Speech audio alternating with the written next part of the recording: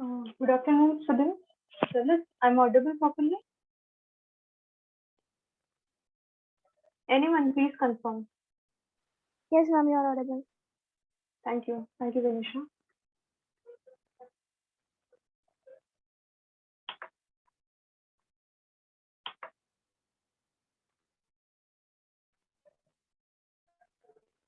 Let's wait for 1 more minute for other students also to join.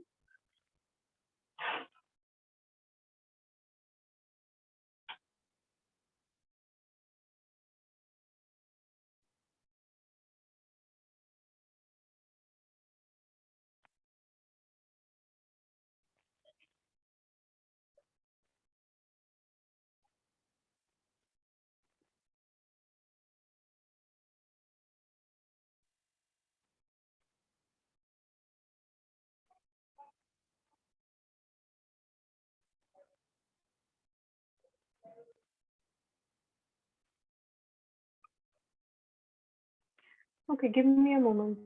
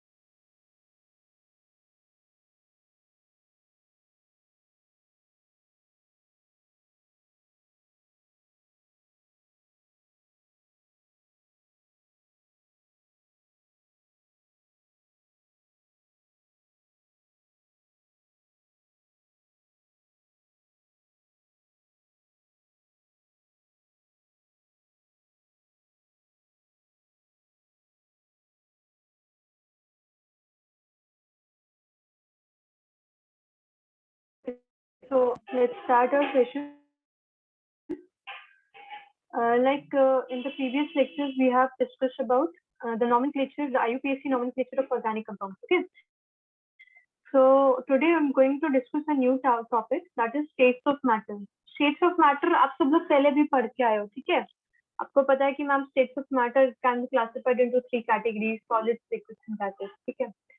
Plasma भी आजकल आ रहा है, ठीक है? मतलब साइंटिस्ट उसको भी एक नया कैटेगराइजेशन दे रहे हैं, बट हम अभी उसके बारे में बात नहीं करेंगे, हम केवल सॉलिड्स, लिक्विड्स और गैसेस के बारे में बात करेंगे, ठीक है? तो आपको पता है कि मैम ये तो हम छोटे से पढ़ते आ रहे हैं कि हाँ सॉलिड्स में क्या होता है, सॉलिड्स में उनका एक डेफिनेट शेप होता है और उनका क्या होता है, डेफिनेट वॉल्यूम होता है। बट अगर हम लिक्विड्स की वही बात करें तो लिक्विड्स में क्या होता है, लिक्विड्स में क्या होता है, जिस चीज में उनको डाल दो वो उसका शेप ले लेते हैं और उनका मतलब डेफिनेट शेप नहीं होता, but they have definite volume, ठीक है?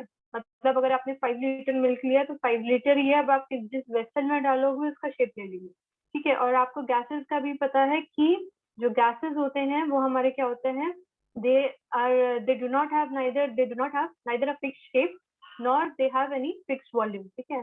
तो इस वॉल्यूम, इस रूम की बात करूं, जिस रूम में मैं बैठी हूँ, तो अगर यहाँ पर एयर है तो जितना इस रूम का वॉल्यूम है वो पूरा वॉल्यूम क्या हुआ, एयर ऑक्यूपाई कर, ठीक है? और अगर कि अगर इस रूम का वॉल्यूम मैं इंक्रीज कर दूं तो उस टाइम क्या होगा, उस टाइम पे जितना वॉल्यूम इंक्रीज करती जाऊंगी एयर का वॉल्यूम इंक्रीज होता जाएगा, ठीक है?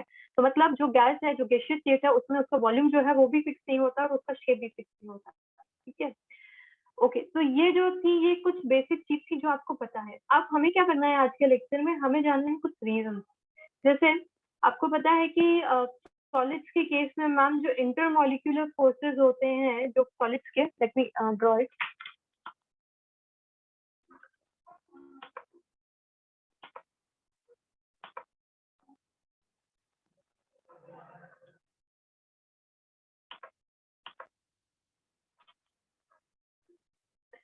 सॉलिड्स के केस में हम अगर बात करते हैं तो हम कहते हैं कि यहाँ पर जो इंटरमोलिकुलर फोर्सेस होते हैं ये क्या होते हैं, बहुत स्ट्रॉन्ग होते हैं, इसलिए यहाँ पे जो पैकिंग वो बहुत क्लोज होती है। वही बात करें तो हम देखते आ रहे हैं कि लिक्विड्स में क्या होता है, ये जो मॉलिक्यूलर फोर्सेस होते हैं ये होते हैं पर लेकिन ये क्या होता है, ये थोड़े वीक होते हैं, सॉलिड के कंपैरिजन में क्या होते हैं, वीक होते हैं। ओके और वही हम अगर गैसियस स्टेट की बात करें तो गैसियस स्टेट में क्या होते हैं, ये जो मॉलिक्यूल्स होते हैं ये दूर दूर होते हैं, बहुत दूर दूर।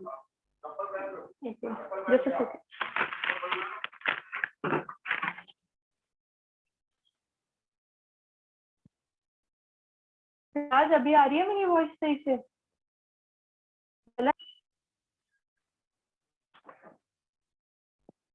मैम आवाज थोड़ी सी अटक रही है।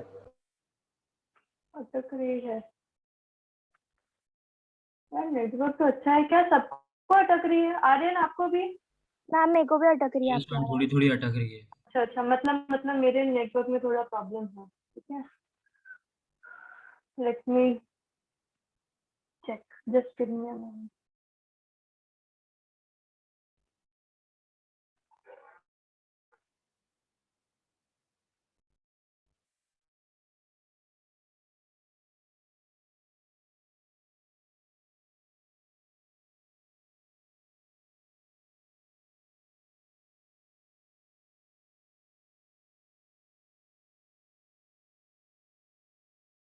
आ रही है?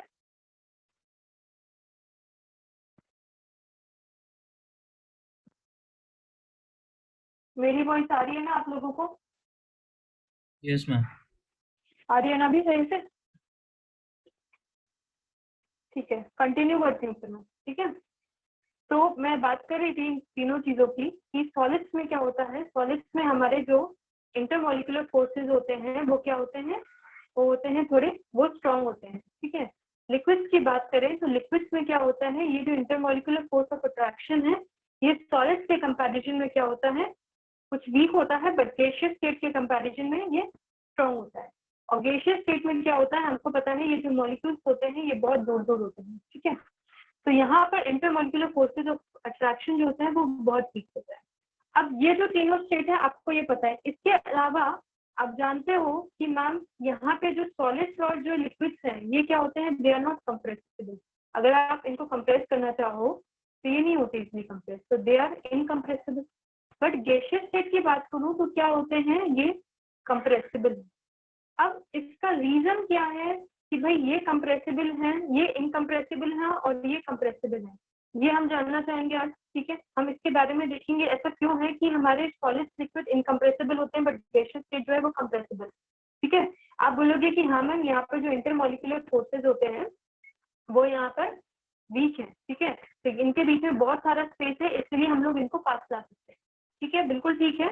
बट लेकिन आप ये जो इंटरमोलिकुलर फोर्सेज होते हैं, फोर्स ऑफ अट्रैक्शन जो है ये किस तरह का होता है, किस टाइप का ये फोर्स एक्ट करता है इनके बीच में, तो उससे हम लेके फिर हम इसको आगे कनेक्ट करेंगे, ठीक है।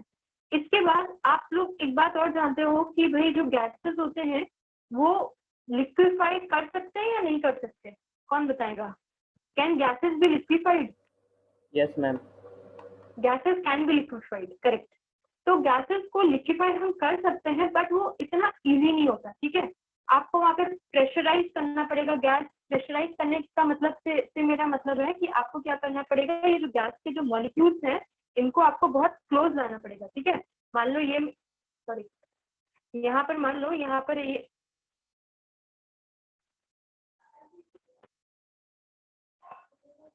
मान लो यहाँ पर एक ये मैंने वेसल लिया, यहाँ पर ये मेरा एक वेसल है, वेसल के ऊपर क्या किया मैंने, यहाँ पर एक गैस ले ली या एयर ले लिया, ठीक है, गैस ले ली, कोई भी एक गैस ली और इसके ऊपर मैंने क्या किया, यहाँ पर एक पिस्टन लगा दिया और यहाँ पर क्या है, मेरी गैस के मॉलिक्यूल्स है।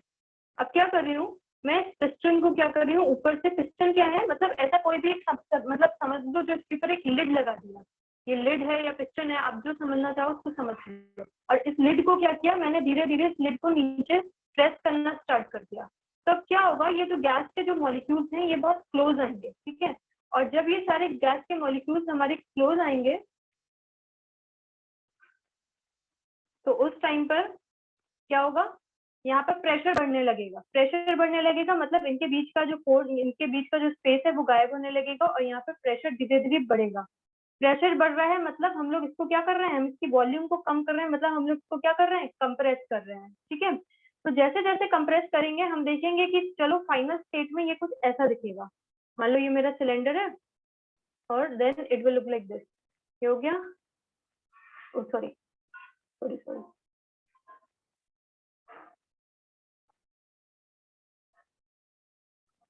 फाइनल स्टेट में क्या होगा, यहाँ पर इसकी वॉल्यूम जो होगी वो बहुत कम हो जाएगी। मतलब ये जो है फाइनल स्टेट में मान लो ये यहाँ तक आ गया और यहाँ पर अभी भी क्या है हमारे पास अभी भी यहाँ पर गैस है। अभी अगर हम लोग कहें कि ये लिक्विड स्टेट में आया है तो अभी भी ये लिक्विड स्टेट में नहीं आया। क्यों नहीं आया, इसका रीजन भी हम जानेंगे कि भाई हमें तो पता था कि मैम ये जो गैसेस हैं ये कंप्रेसिबल हैं और कंप्रेस करके हम क्या कर रहे हैं, इनको पास ला रहे हैं, और कंप्रेस करके अगर पास ला रहे हैं तो ये लिक्विड स्टेट में क्यों नहीं कन्वर्ट हो रही है। ठीक है, तो उसका एक रीजन है, वहां पर एक और टर्म आती है, that term is known as thermal energy. ठीक है, तो थर्मल एनर्जी की बात करेंगे और ये इंटरमॉलिक्यूलर फोर्स ऑफ अट्रैक्शन की बात करेंगे आज हम। तो इन दोनों की कहानी क्या है, किस टाइप के अट्रैक्टिव फोर्सेस लगते हैं और थर्मल एनर्जी का क्या रोल है गैसेस को लिक्विफाई करने में, इसकी बात करेंगे। ठीक है, तो आई होप कि आप लोगों को ये समझ में आया कि आज हम लोग अभी तक जो पढ़ते आए हुए हैं कि यहाँ पर सॉलिड, लिक्विड और गैसेस में जो उनकी प्रॉपर्टीज होती हैं कि ये सब्सटेंस सॉलिड है, ये लिक्विड है या ये गैसेस है, उसको हम क्लासिफाई कर लेते हैं इजीली। पर लेकिन अब जो प्रॉपर्टीज हैं जैसे इंटरमॉलिक्यूलर फोर्स ऑफ अट्रैक्शन या लिक्विफैक्शन या कंप्रेसिबिलिटी, इसके बारे में हम डिटेल में बात करेंगे आज के लेक्चर में कि ऐसा कहाँ पर क्यों हो रहा है या क्यों नहीं हो रहा। ठीक है, बढ़े आगे। Yes ma'am. ओके,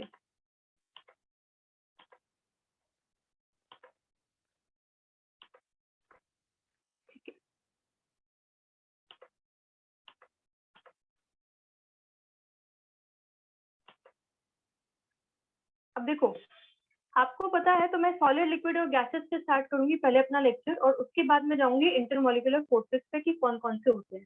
तो देखो आपको पता है कि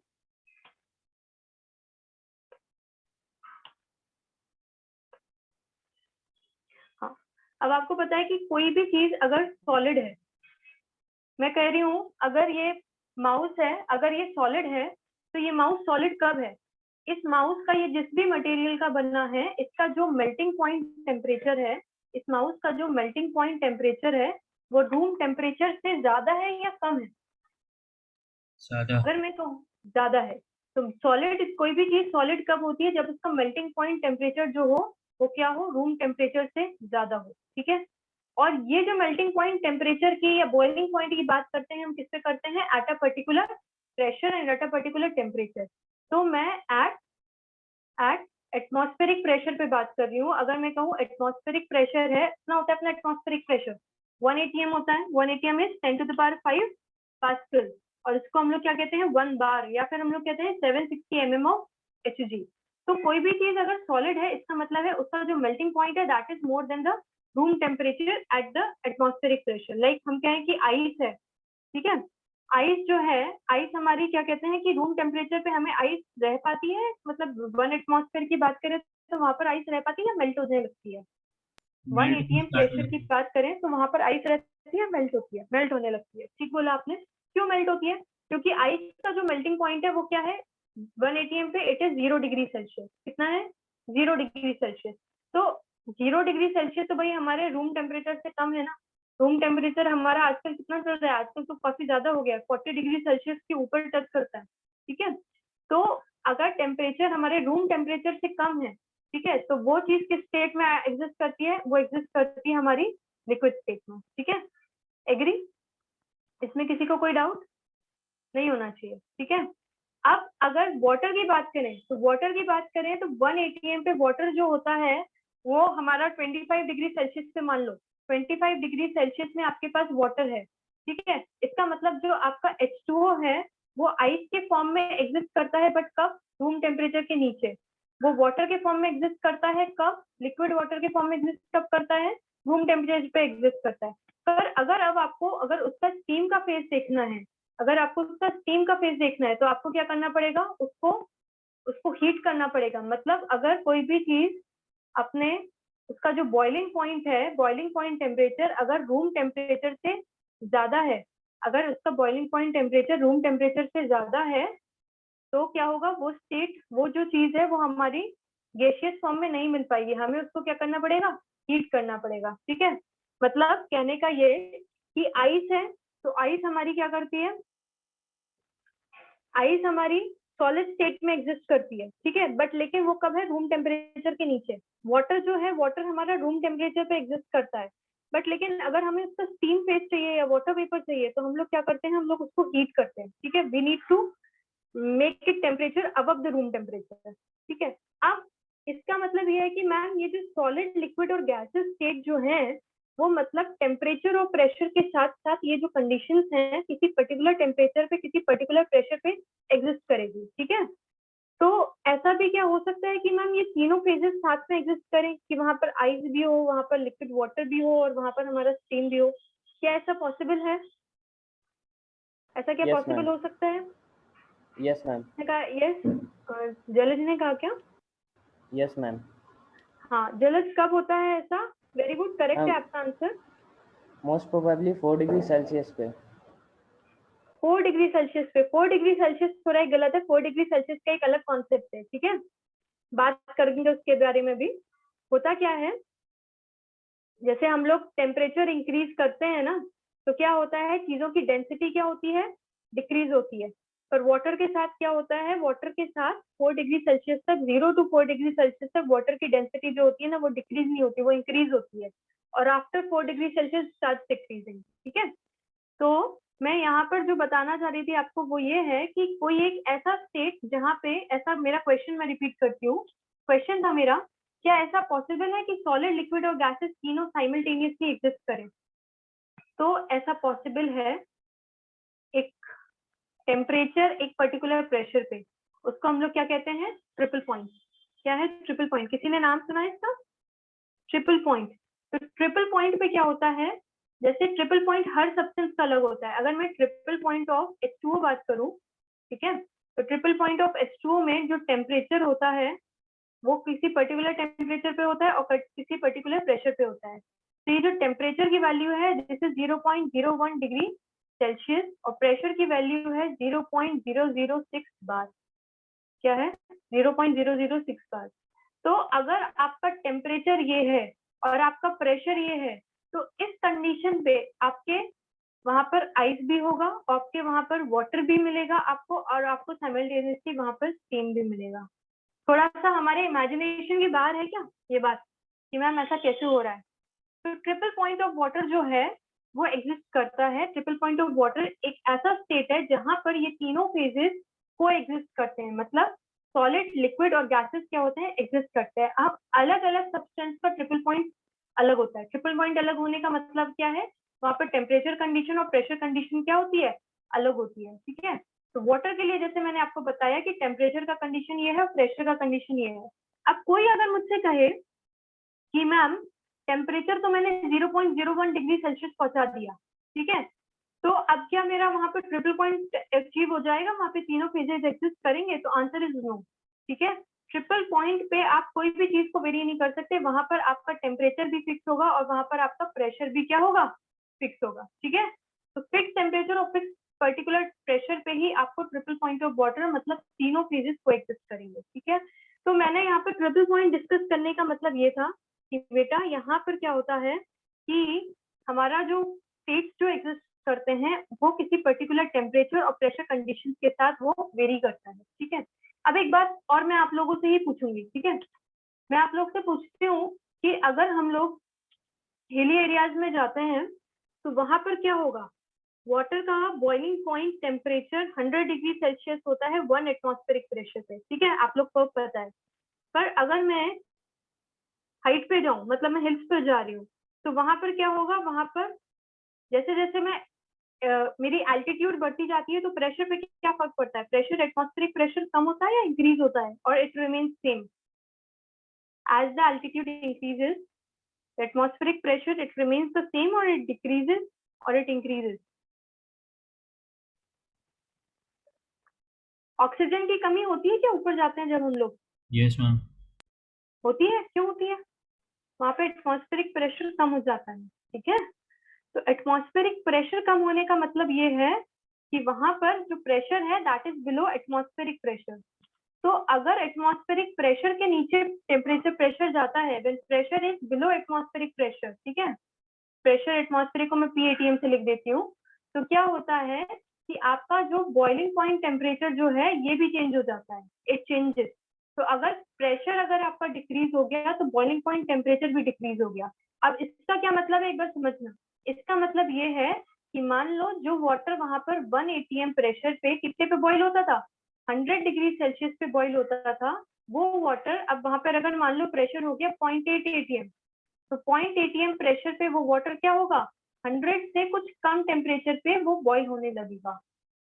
क्या मेरी बात समझी? द बॉइलिंग पॉइंट टेम्परेचर जो होता है वो प्रेशर के साथ साथ चेंज हो जाता है।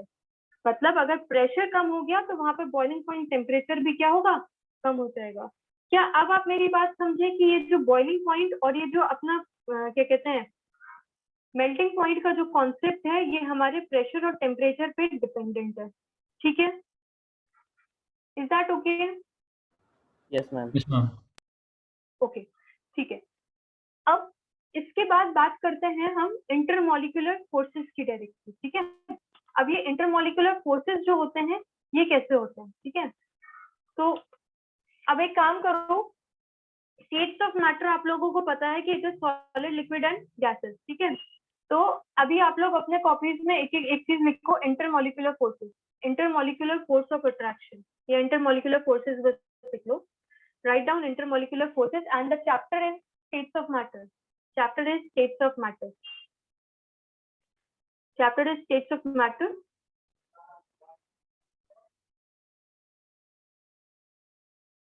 Okay. Intermolecular forces क्या होते हैं, ठीक है?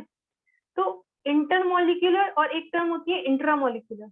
डिफरेंस समझते हैं ना इन दोनों पे, इंटर और इंट्रा।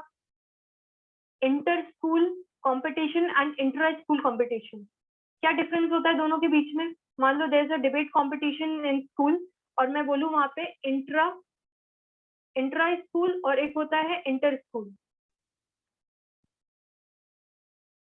देखो ये जो टर्म इंट्रा है ना, इसका मतलब है विद इन स्कूल, मतलब आपके स्कूल में ही स्टूडेंट्स के बीच में कुछ कंपटीशन हो रहा है, एक डिबेट कंपटीशन, तो with in your school this activity is going on. और इंटर स्कूल का मतलब होता है between a number of school, ठीक है? तो मान लो वहां पे 3-4 तरह के स्कूल्स हैं, वो कॉमनली पार्टिसिपेट कर रहे हैं, तो students from these 3 or 4 schools they are coming on a common platform और वहां पे they are having a debate competition, तो that is inter। और जब सेम चीज के बीच में होता है तो क्या होता है, it is known as inter, ठीक है? तो अब आपको पता है कि इंटर और इंट्रा क्या होता है, तो मैं यहाँ पे किसकी बात कर रही हूँ, इंटरमॉलिक्यूलर फोर्सेस की। इंटरमॉलिक्यूलर फोर्सेस का मतलब क्या है, मॉलिक्यूल्स के बीच का फोर्स, ठीक है? तो ये जो मॉलिक्यूल्स के बीच में जो फोर्स होता है, ये जो होता है ये अट्रैक्टिव भी हो सकते हैं और ये क्या हो सकता है, रिपल्सिव भी हो सकता है, ठीक है? मतलब वो दोनों एक दूसरे को अट्रैक्ट भी कर सकते हैं और वो लोग एक दूसरे को रिपल्स भी कर सकते हैं, मतलब भाई दूर जाती ऐसा करके, है ना? तो इस तरह के जो फोर्सेस होते हैं, इनकी वजह से जो फोर्सेस निकल कर आते हैं उसी फोर्स को हम लोग क्या कहते हैं, इंटरमॉलिक्यूलर फोर्सेस। तो ये जो इंटरमॉलिक्यूलर फोर्सेस होते हैं ये अट्रैक्शन के भी हो सकते हैं और ये क्या हो सकते हैं, रिपल्शन के भी हो सकते हैं, ठीक है? अब इसमें एक बात मैं आप लोगों से करना चाहूंगी कि आप लोगों ने इसका नाम सुना है, covalent bond? Covalent bond, Yes, ma'am. Yes, ma'am. और आपने आयनिक बॉन्ड का नाम सुना है? Yes, ma'am. क्या होता है covalent bond? Sharing of electron. Sharing of electron, correct, sharing of electron. और वो क्या होता है, Ionic gain और lose of electron से बनता है, जो इस बॉन्ड आयनिक में जिन होता एटम है में। लूज और गेन ऑफ इलेक्ट्रॉन, ठीक है? तो करेक्ट बोला आपने, सही बोला आपने एकदम। तो इक्विवेलेंट बॉन्ड बनता है हमारे शेयरिंग ऑफ इलेक्ट्रॉन से और हमारा आयनिक बॉन्ड बनता है हमारे किससे, गेन और लूजिंग, बाय गेनिंग और लूजिंग इलेक्ट्रॉन, ठीक है, गेनिंग और लूजिंग इलेक्ट्रॉन। देखो अब ये क्यों करते हैं, गेनिंग और लूजिंग या शेयरिंग क्यों कर रहे हैं? हम सब लोग हमेशा कैसा चाहते हैं, हम लोग हमेशा स्टेबिलिटी चाहते हैं, ठीक है। तो उसी तरह से जो हमारे एलिमेंट्स हैं, उसी तरह से जो हमारे कंपाउंड्स हैं, वो क्या करते हैं, हमेशा एक स्टेबल स्टेट पे जाना चाहते हैं। और ये जो स्टेबल स्टेट होती है, ये पता किसकी होती है? सबसे ज्यादा स्टेबल जो होते हैं वो होते हैं हमारे noble gases. Noble gases stable होते हैं, ये स्टेबल इसलिए है क्योंकि इनकी जो आउटर शेल है ना, बैलेंस शेल, उसमें नंबर ऑफ इलेक्ट्रॉन्स पूरे हो गए हैं, ऑक्टेट पूरी कंप्लीट हो गई है। तो नोबल गैस कॉन्फ़िगरेशन को अटेन करने के लिए हमारे जो मॉलिक्यूल्स या हमारे जो कंपाउंड्स है वो क्या करते हैं, either they share electrons to in order to complete their octet, और क्या करते हैं, वो क्या करते हैं, गेन या लूज करते हैं इलेक्ट्रॉन्स को, ताकि क्या करें, वहां पर आयनिक बॉन्ड का फॉर्मेशन करता है, ठीक है। तो ये बात आपको पता है, वेरी गुड। जिसको नहीं पता था उसको समझ में आ गया। कोवेलेंट बॉन्ड में क्या होता है, शेयरिंग ऑफ इलेक्ट्रॉन्स। जैसे हमने बात करें यहाँ पर, चलो मैं बात कर लेती हूँ हाइड्रोजन की, ठीक है। मान लो मेरे पास एक हाइड्रोजन का एटम है, क्या है, एक हाइड्रोजन का एटम है, हाइड्रोजन। तो हाइड्रोजन में कितने इलेक्ट्रॉन होते हैं, 1 इलेक्ट्रॉन। एक और हाइड्रोजन लिया, इसमें भी क्या है, 1 इलेक्ट्रॉन, ठीक है। हाइड्रोजन एक्सेप्शन है, हाइड्रोजन में ऑक्टेट नहीं होती, वहां पर क्या होता है, बैलेंस शेल में केवल 2 इलेक्ट्रॉन पहुंच जाएंगे, तो वो हीलियम का स्टेबल नोबल गैस का कॉन्फ़िगरेशन अटेन कर लेगा। अब ये एक हाइड्रोजन एटम है जिसके पास बैलेंस शेल में 1 इलेक्ट्रॉन है, ये एक हाइड्रोजन है जिसके पास बैलेंस शेल में 1 इलेक्ट्रॉन है। अब ये दोनों अगर शेयरिंग कर ले इस इलेक्ट्रॉन के, वो बोला कि भाई तू मेरा थोड़ी देर रख ले इलेक्ट्रॉन, मैं तेरा थोड़ी देर रख लेता हूँ इलेक्ट्रॉन, तो क्या होगा, ऐसे अपनी जो होगी, अपना जो बैलेंस शेल है उसमें 2 इलेक्ट्रॉन आ जाएंगे और हम दोनों ही क्या हो जाएंगे, स्टेबल हो जाएंगे। तो उसने बोला कि हाँ ठीक है, इनके बीच में एग्रीमेंट हो गया। तो ये जो चीज है, ये जो बॉन्ड इन्होंने फॉर्म किया, इस तरह के बॉन्ड को हम लोग कहते हैं कोवेलेंट बॉन्ड, ठीक है। अब मैं अगर NaCl की बात करूं, तो Na मतलब सोडियम, सोडियम का एटॉमिक नंबर होता है 11। एटॉमिक नंबर 11 का मतलब क्या हो गया, 2 इलेक्ट्रॉन्स क्या है एक इसमें, 1s2 2s2। अच्छा, ये आपको sp ऑर्बिटल्स पता है, sp ऑर्बिटल्स के बारे में पता है क्या बेटा, sp ऑर्बिटल्स के बारे में पता है क्या? नहीं अभी मैम, खाली नहीं पता है, सीखे थे। ठीक है, इसके बारे में नहीं अभी बात करेंगे हम, ठीक है। अभी आपको ये पता है कि सोडियम का एटॉमिक नंबर जो होता है वो 11 होता है, ठीक है। अब अगर इसका 11 होता है एटॉमिक नंबर, तो आपको पता है इसमें क्या होंगे, पहले शेल में गए 2 इलेक्ट्रॉन, नेक्स्ट में कितने जाएंगे, 8, और नेक्स्ट में कितने होते हैं, तो 2 और 8 कितने हो गए, 10। अब इसकी जो थर्ड शेल में गए उसमें कितना इलेक्ट्रॉन बचा, 1 इलेक्ट्रॉन। तो वो कह रहा है अगर मैं ये इलेक्ट्रॉन किसी को दे दूं तो मेरे पास कितने हो जाएंगे, 2 और 8, मतलब मेरा बैलेंस शेल कंप्लीट हो जाएगा, ठीक है। अब वहीं पर आप देखो क्लोरीन को, क्लोरीन का एटॉमिक नंबर होता है 17। अगर आप इसको देखो तो इसके बैलेंस शेल में, पहले शेल में गए 2, नेक्स्ट में गए 8, और थर्ड में कितने जाते हैं, मैक्सिमम 18, पर यहाँ पर गए 2 और 8, और नेक्स्ट यहाँ पर गए 7। तो इसका मतलब ये है कि ये जो क्लोरीन है, इसको ऑक्टेट कंप्लीट करने के लिए कितना चाहिए, 1 इलेक्ट्रॉन और चाहिए। अगर एक और इलेक्ट्रॉन इसके पास चला जाएगा तो क्या होगा, इसका बैलेंस शेल में 8 इलेक्ट्रॉन हो जाएंगे। और ये कह रहा है यहाँ से एक चला जाए तो इसके बैलेंस शेल में 8 इलेक्ट्रॉन हो जाएंगे। तो इसने कहा कि ठीक है भाई, तू मेरे से ले ले और मैं तेरे को दे देता हूँ। तो यहाँ पे सोडियम ने जैसे ही अपना 1 इलेक्ट्रॉन दिया तो ये बन गया Na+, और क्लोरीन ने जैसे ही अपना 1 इलेक्ट्रॉन सोडियम से लिया तो ये बना अपना Cl-, ठीक है। तो इसने एक दे दिया इलेक्ट्रॉन और इसने एक गेन कर लिया इलेक्ट्रॉन, और अब दोनों का ही कॉन्फ़िगरेशन कैसे हो गया, दोनों का ही कॉन्फ़िगरेशन हो गया है, अब कैसा हो गया, नोबल गैस वाला, ठीक है। तो ये दोनों ही क्या होंगे, स्टेबल। तो अब ये पॉजिटिव चार्ज है, ये नेगेटिव चार्ज है, तो इनके बीच में, इन आयंस के बीच में जो बॉन्ड बनता है, that kind of bond is known as ionic bond, ठीक है।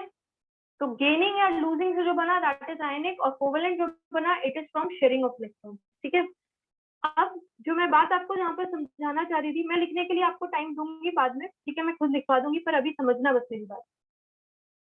तो ये जो है, अब मान लो NaCl है, ठीक है। तो NaCl आपको पता चल गया ये कैसा है, ये कैसा है, आयनिक कंपाउंड है, ये आयनिक कंपाउंड है।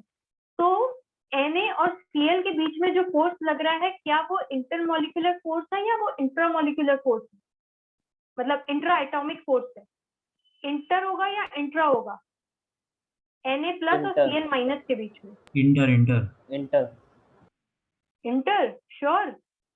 यस मैम मेरे NaCl एक मॉलिक्यूल ले लिया मैंने NaCl का पूरा, एक NaCl का मैंने यहाँ पर पूरा मॉलिक्यूल ले लिया, ठीक है। मेरा कहने का मतलब है कि एक NaCl का ये जो मॉलिक्यूल है Na प्लस और Cl माइनस, हाँ ठीक है, आपकी बात एक तरह से देखा जाए सही है, और दूसरे एंगल से जिस तरह से मैं सोचना चाह रही हूँ उस तरह से देखा जाए तो सही नहीं भी है। Na एक एटम है और क्लोरीन एक एटम है, तो इनके बीच में जो फोर्स है that is inter atomic force, ठीक है, इंटर एटॉमिक फोर्स। पर NaCl एक मॉलिक्यूल है, अब एक मॉलिक्यूल और यहाँ पर क्या है, दूसरा मॉलिक्यूल, ठीक है। ये दोनों मॉलिक्यूल के बीच में कोई फोर्स ऑफ अट्रैक्शन होगा कि नहीं होगा, मतलब एक NaCl का मॉलिक्यूल ये रहा, दूसरा NaCl का मॉलिक्यूल ये रहा। अब इन दोनों के बीच में जो फोर्स होगा ऑफ अट्रैक्शन, उस फोर्स को मैं बात कर रही हूँ, उस फोर्स को मैं क्या कहूंगी, that is known as intermolecular force. क्या है वो, इंटरमॉलिक्यूलर फोर्स। मेरी बात समझे आप लोग। Na प्लस एक एटम है, Cl माइनस एक एटम है, मतलब एक आयन बन गया, तो इन आयन के बीच में एक फोर्स है।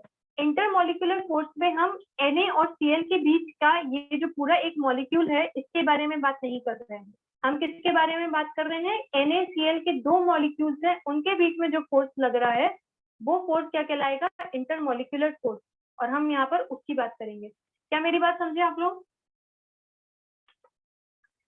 तो दूसरा मैम समझ लो, हाँ मैम तो दो बताओ। कंपाउंड्स के बीच में जैसे NaCl Na plus Cl minus और Na प्लस Cl माइनस उनके बीच में इंट्रामोलिकुलर अट्रैक्शन होगा।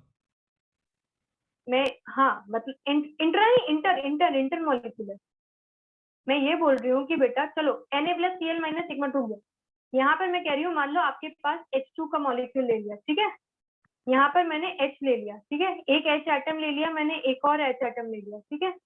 अब क्या होगा, इनके बीच में कैसा बॉन्ड है, इनके बीच में आपको पता है कि मैम यहाँ पर कोवेलेंट बॉन्ड है, अभी हमने देखा था शेयरिंग से बनता है, ठीक है। या आप HCl ले लो, ठीक है, ये भी किससे बनता है, ये भी एक कोवेलेंट बॉन्ड है, ये किससे बनता है, ये भी हमारे शेयरिंग से बनता है। तो ये दोनों जो हमारे मॉलिक्यूल्स बने ये हमारे शेयरिंग ऑफ इलेक्ट्रॉन्स बने, इसलिए ये जो बॉन्ड है ये क्या है, कोवेलेंट बॉन्ड है। अब हम जो इंटर मॉलिक्यूल फोर्सेस की बात कर रहे हैं वो हम बात कर रहे हैं, जैसे एक HCl मॉलिक्यूल ये रहा, एक HCl मॉलिक्यूल ये रहा। अब ये HCl मॉलिक्यूल और ये HCl मॉलिक्यूल हो गए दो molecule, this is molecule 1 and this is molecule 2। तो इन दोनों मॉलिक्यूल्स के बीच में जो अट्रैक्शन होगा हम उसकी बात कर रहे हैं, that is known as intermolecular force of attraction. अभी मेरी बात समझे क्या आप लोग, हम लोग यहाँ पे Yes, किसकी बात कर रहे हैं, तो इंटरमॉलिक्यूलर फोर्सेस में हम आपके ये जो इलेक्ट्रोस्टैटिक फोर्सेस हैं या कोवेलेंट बॉन्ड की वजह से जो फोर्सेस हैं उनकी बात नहीं करने वाले, हम किसकी बात करने वाले हैं, दो मॉलिक्यूल्स के बीच की फोर्सेस की। क्या समझे अब मेरी बात, ठीक है। एक काम करो, मैं एक पॉइंट लिखवा रही हूँ, लिखो और उसको एक बार पढ़ो, लिखो, राइट डाउन इंटरमॉलिक्यूलर फोर्सेस के लिए, the force of attraction, the force of attraction, the force of attraction or repulsion, the force of attraction or repulsion between the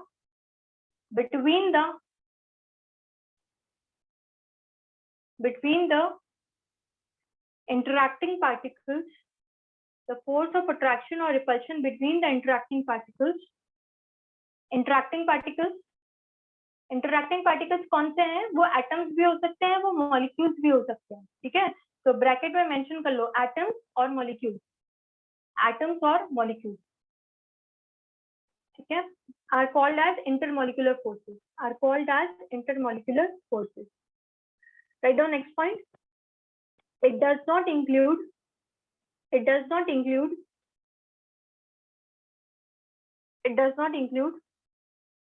the electrostatic force, electrostatic force का मतलब क्या हो गया, electrostatic force का मतलब है जो आयंस आपने बनाए थे, जो आयनिक बॉन्ड जो बना वहां पर, तो आयनिक बॉन्ड में जो फोर्स है दैट इज इलेक्ट्रोस्टैटिक फोर्स, ठीक है। तो लिख लो, मेंशन कर लो ब्रैकेट में, इलेक्ट्रोस्टैटिक फोर्स मतलब the force between two oppositely charged particles, the force between two oppositely charged particles, bracket close,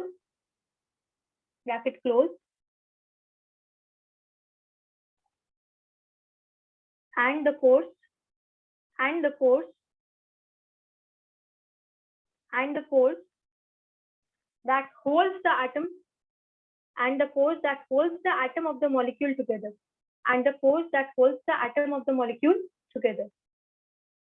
मतलब कोवेलेंट बॉन्ड, ब्रैकेट में मेंशन कर लो कोवेलेंट बॉन्ड, ठीक है. Could you please repeat the last line? And the force that holds the atom and the force that holds the atom of the molecule together. Atom of the molecule together. In bracket mention covalent bond. Covalent bond.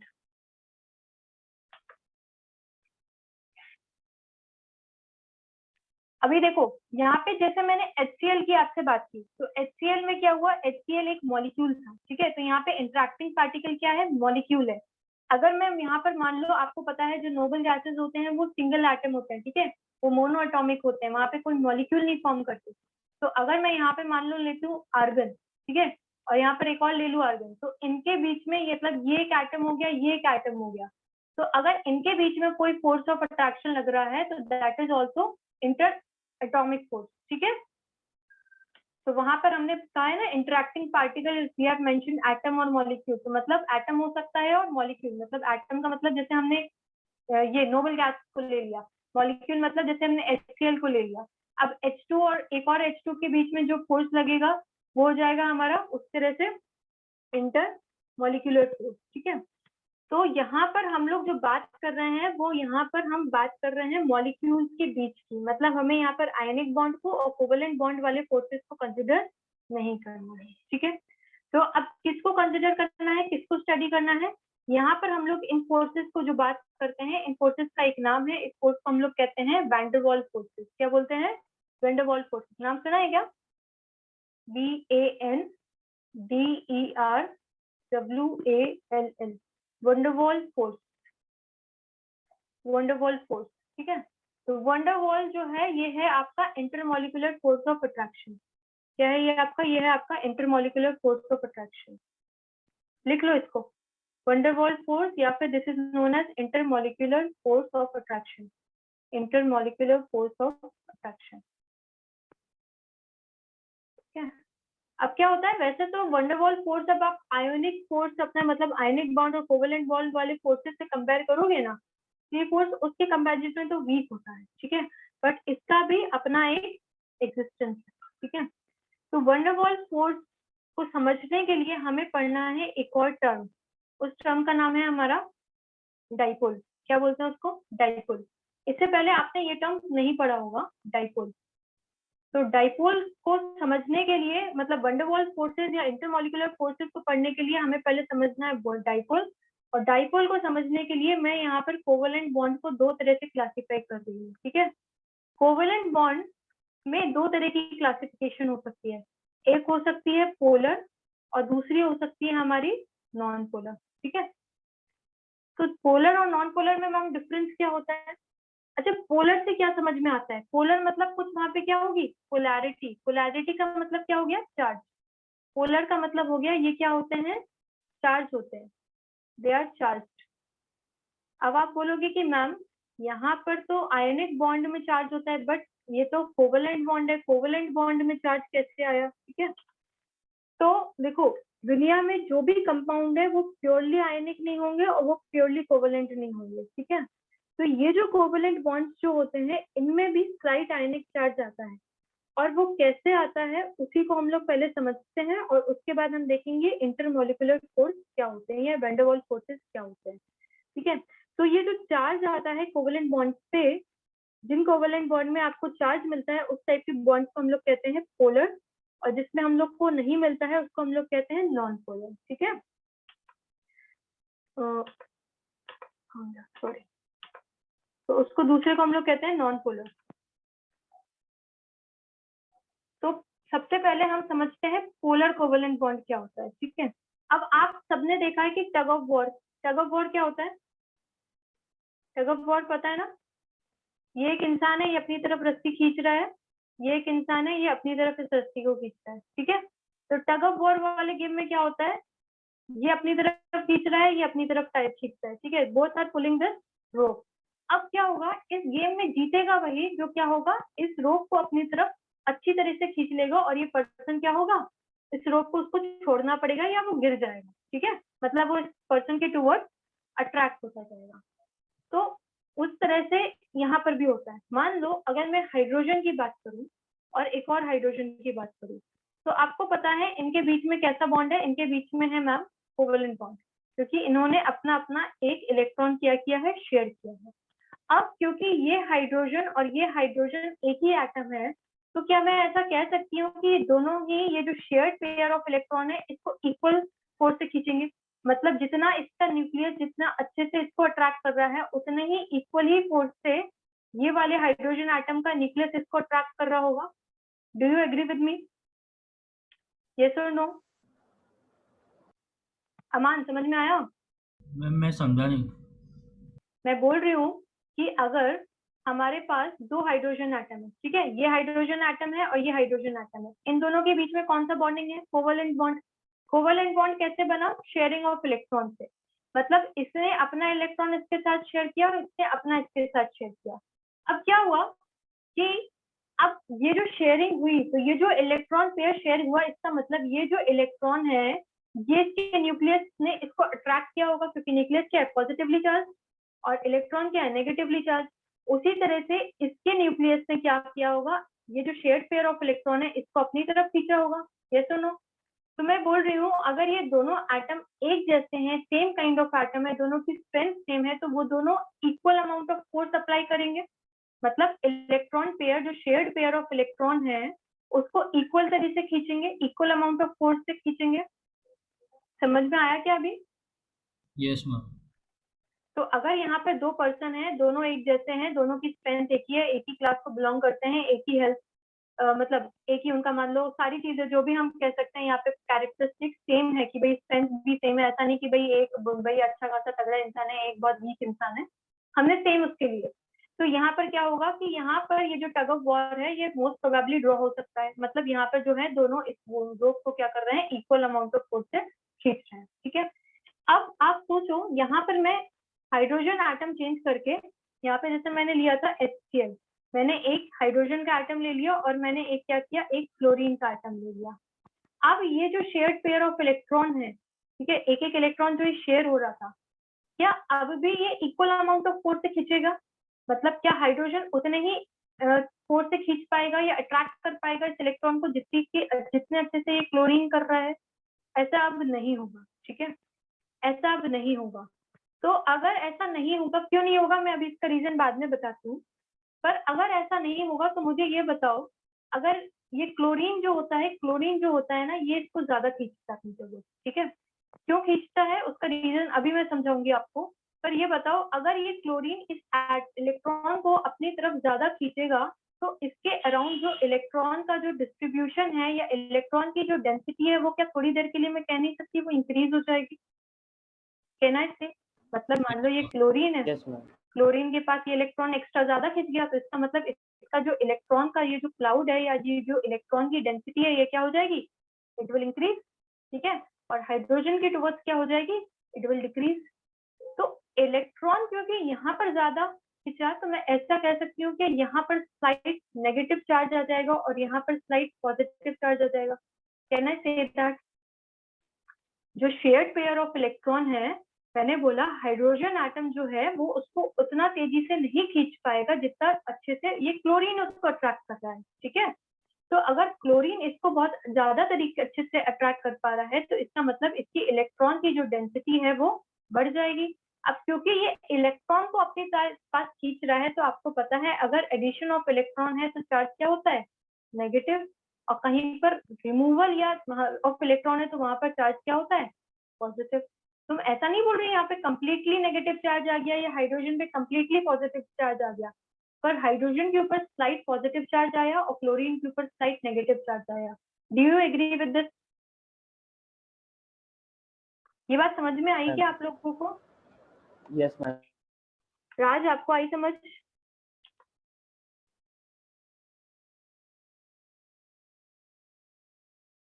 राज सो गए क्या बैठे बैठे आप? आपको समझ में आया? Yes ma'am. तो मेरा कहने का मतलब है कि यहाँ पर क्या हुआ, हाइड्रोजन के ऊपर स्लाइट पॉजिटिव चार्ज आया और क्लोरीन के ऊपर स्लाइट नेगेटिव चार्ज आया। तो ये जो स्लाइट पॉजिटिव और स्लाइट नेगेटिव चार्ज आता है, इसको हम लोग किससे डिनोट करते हैं, इसको हम लोग डिनोट करते हैं डेल्टा से। ठीक है, तो यहाँ पे मैंने प्लस डेल्टा लिखा, यहाँ मैंने माइनस डेल्टा लिखा। तो अब आप देखो, ये हाइड्रोजन क्लोराइड जो HCl था, ये कैसा बॉन्ड फॉर्म कर रहा था, कोवेलेंट बॉन्ड। पर इसमें क्या हुआ, हाइड्रोजन के ऊपर स्लाइट पॉजिटिव चार्ज आया और क्लोरीन के ऊपर स्लाइट नेगेटिव चार्ज आया। तो मैं क्या कह सकती हूँ, यहाँ पे स्लाइटली आयोनिक कैरेक्टर भी आया।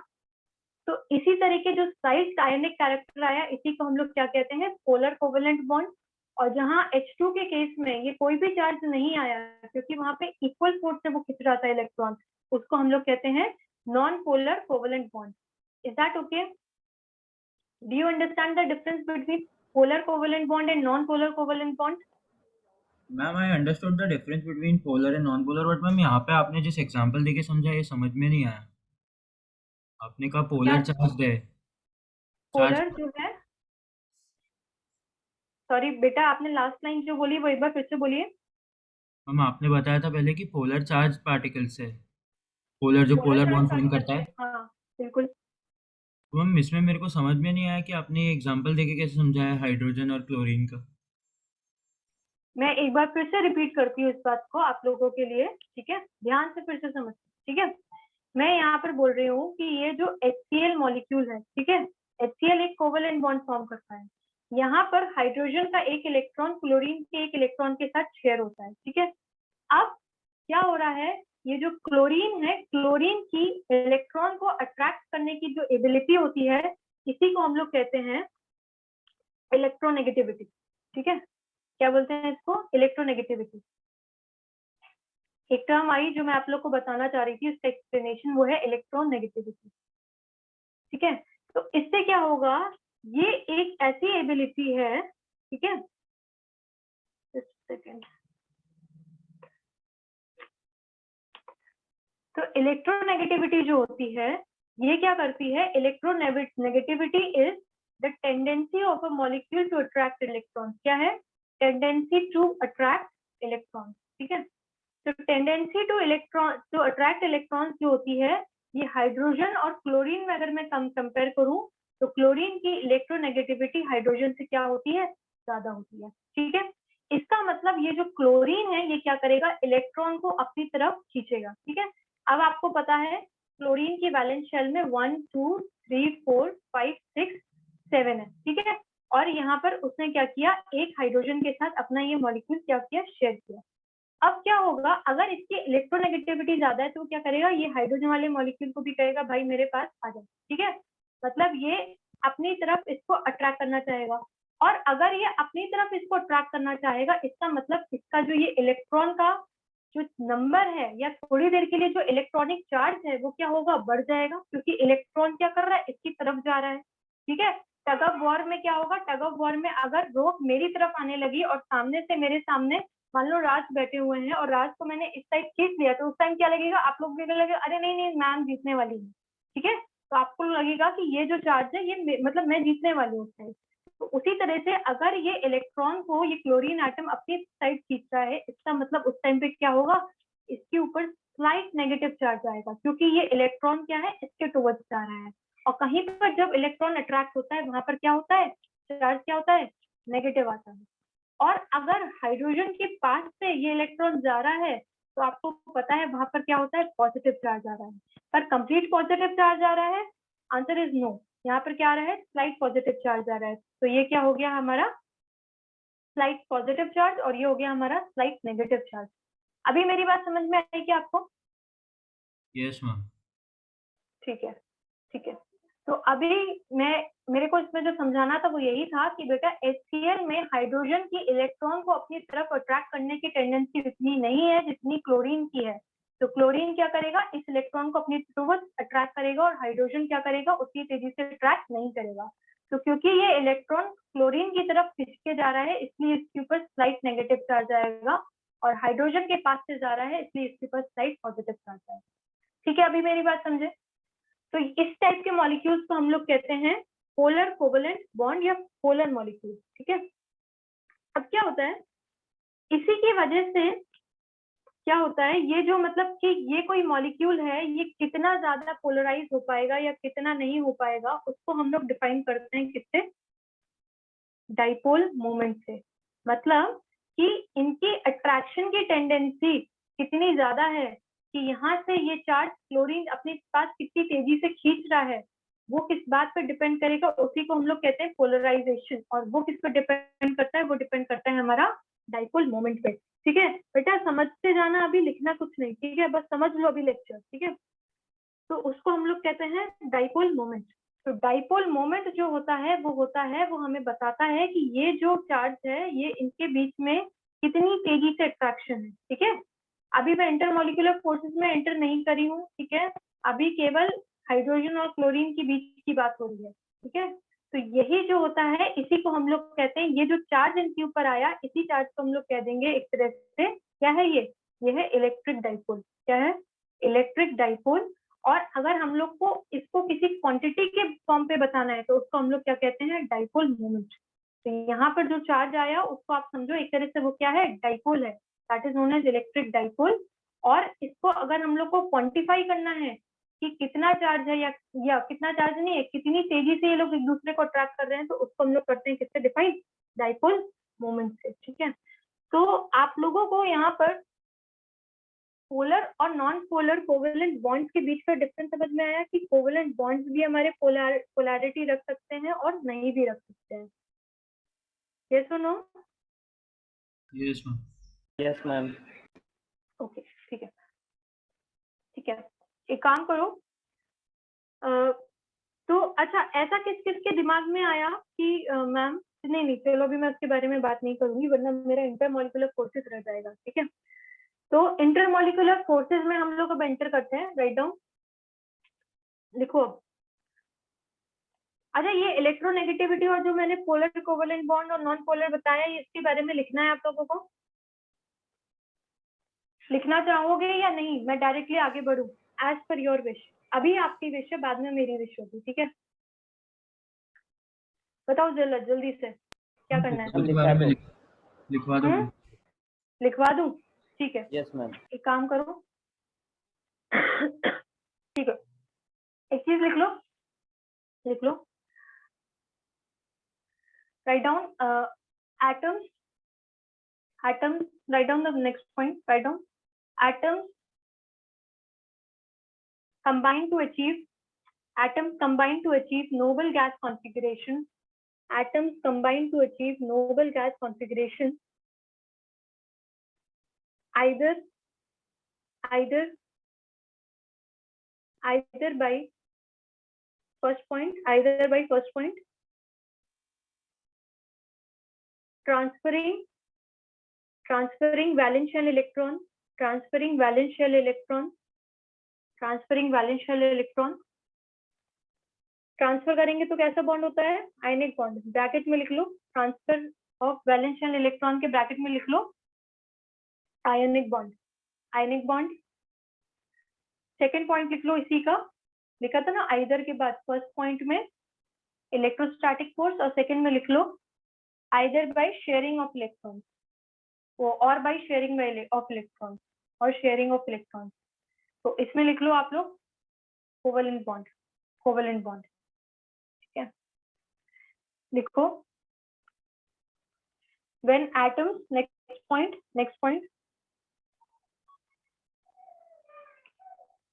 when atoms combine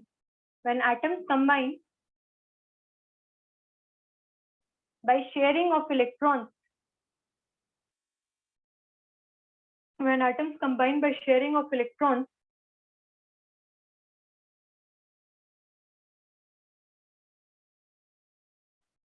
they may be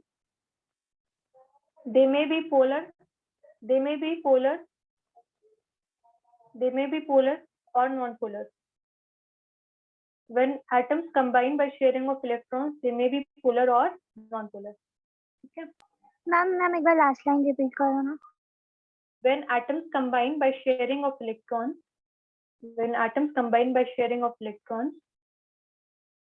they may be polar or non-polar, okay मतलब पोलर, ओके, अगर पोलर कोवेलेंट बॉन्ड होगा मतलब पोलर मॉलिक्यूल है, नॉन पोलर है तो नॉन पोलर, ठीक है। हाँ बट लेकिन ऐसा जरूरी नहीं है कि अगर बॉन्ड अगर पोलर है तो होगा ही पोलर या नहीं। चलो इसकी ये चीज बहुत डिटेल में बाद में बात करेंगे, ठीक है। ठीक है, इतनी बात समझ में आई। अब नेक्स्ट पॉइंट लिखो, polar covalent bond, polar covalent bond is the covalent bond is the covalent bond is the covalent bond formed between is the covalent bond formed between two different atoms found between two different atoms or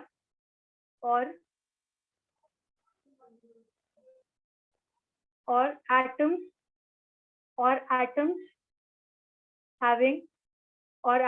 having difference in electronegativity or atoms having difference in electronegativity or atoms having difference in electronegativity.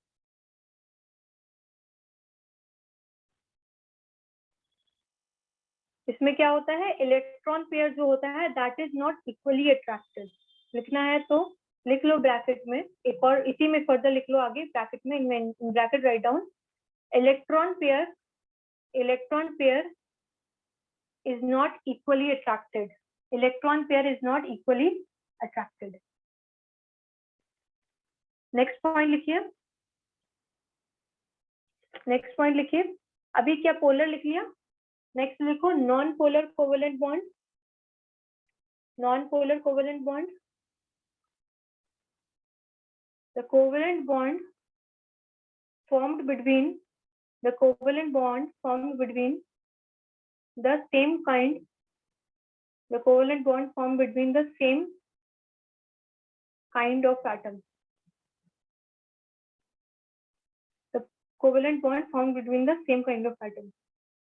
अब इसमें क्या होगा, अगर atom same kind का है मतलब H2 की हमने बात की थी, तो अब दोनों की इलेक्ट्रोनेगेटिविटी क्या है, सेम है, इक्वली अट्रैक्ट करेंगे। जितनी अट्रैक्शन इसकी है उतनी ही अट्रैक्शन इसकी है, तो क्या होगा अगर वो इक्वली अट्रैक्ट करेंगे तो वो चीज क्या होगी, बैलेंस में रहेगी, ठीक है। अगर हम लोग इसकी बात करें सीसॉ की आपकी, तो दोनों लोग अगर यहाँ पे सीसॉ के दोनों एंड पर है, आपको पता है वहां पर क्या होता है, लीवर होता है ना। तो अगर वहां पर लीवर होता है तो इस एंड पर कोई एक इंसान बैठा है और एक दूसरे एंड पे एक इंसान बैठा है, ठीक है। तो अब दोनों का क्या है, दोनों का फोर्स क्या है, सेम है, तो ये क्या होगा, ये बैलेंस पे होगा, ठीक है। तो उसी तरह से कुछ यहाँ पर हो रहा है हमारे साथ, ठीक है। पोलर कोवेलेंट बॉन्ड हो गया, नॉन पोलर कोवेलेंट बॉन्ड हो गया, ठीक है। और यहाँ पे ब्रैकेट में लिख लो atom electron pair is equally attracted, electron pair is equally attracted, electron pair is equally attracted, ठीक है। इसके बाद लिख लो इलेक्ट्रोनेगेटिविटी होती क्या है, write down electronegativity. Electronegativity is the tendency, electronegativity is the tendency, electronegativity is the tendency of an atom, tendency of an atom to attract the shared pair of electrons, to attract the shared pair of electrons towards itself in a covalent bond, towards itself in a covalent bond.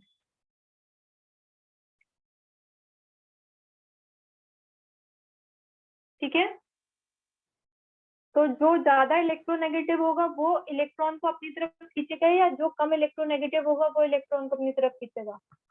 जो तो ज्यादा इसका होगा जल्दी वो से बता दो, किससे बताएगी मुझे। What ma'am?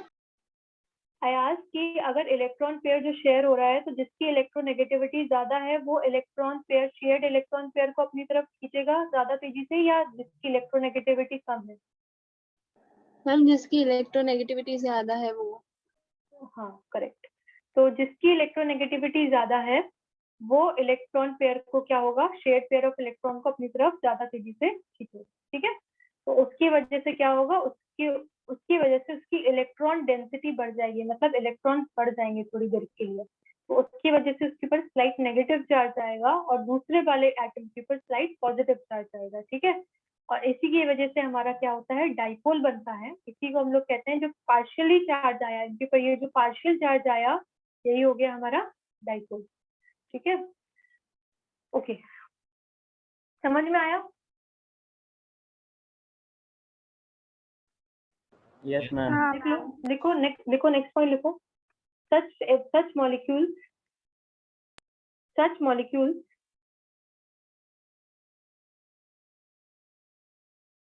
such molecules where such molecules where one atom possess slight negative charge, where one atom possess slight negative charge and another slight positive charge, other as slight positive charge, are called as polar molecules, and bond as polar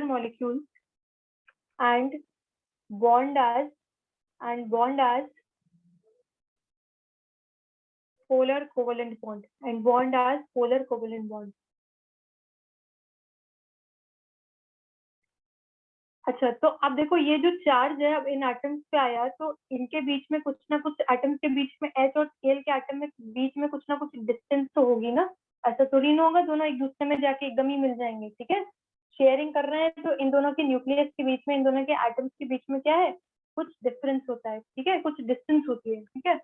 तो जो हमने बताया था आपको dipole moment या electric dipole जो बताते हैं, वो हमारी डिस्टेंस पे और इन पे जो चार्ज है ये इस बात पर डिपेंड करता है, ठीक है।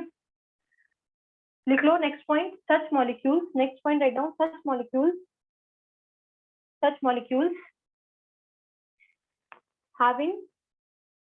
molecules having two equal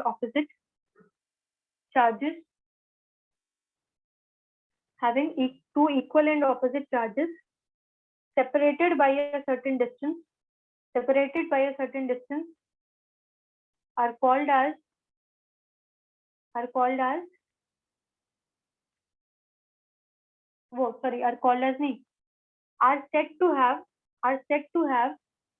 are said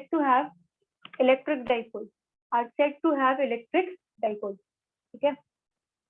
Can you repeat? Such molecules having two equal and opposite charge separated by a certain distance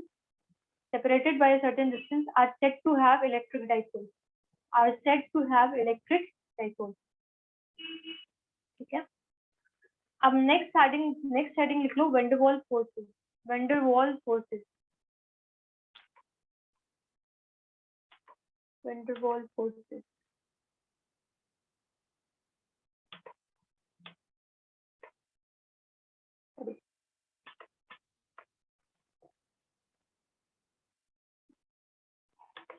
लिखो वैंडरवाल फोर्सेस।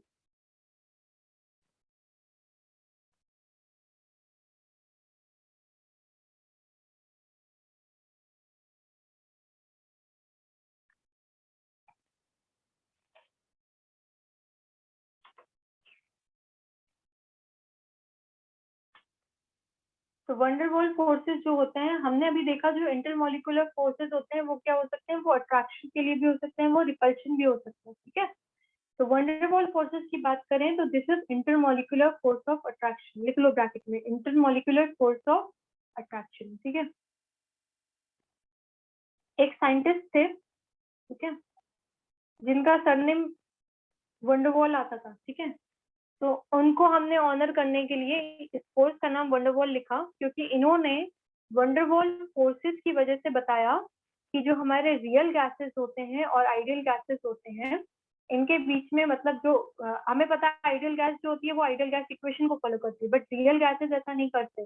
रियल गैसेस में जो होता है ये जो फोर्स ऑफ अट्रैक्शन जो होता है ये काफी कम होता है, वो मतलब आइडियल गैसेस में ये जो फोर्स ऑफ अट्रैक्शन होता है ये काफी कम होता है और ये जो मॉलिक्यूल्स होते हैं बहुत दूर दूर होते हैं, पर रियल गैसेस ऐसा बिहेवियर शो नहीं करते। तो उन्होंने रियल गैसेस का बिहेवियर जो है वो आइडियल गैसेस से क्यों डिफरेंट है, उन्होंने वंडर वॉल फोर्सेस की हेल्प से इसको एक्सप्लेन किया था। ठीक है, इसके बारे में हम बाद में बात करेंगे, बट ये इनके नाम पे हमने दिया इसका नाम वंडर वॉल फोर्सेस। ठीक है, तो अभी इसके बाद हम लोग जो नेक्स्ट चीज यहाँ पर देखेंगे वो हम लोग देख रहे हैं कि वंडर वॉल फोर्सेस के टाइप्स कौन कौन से होते हैं।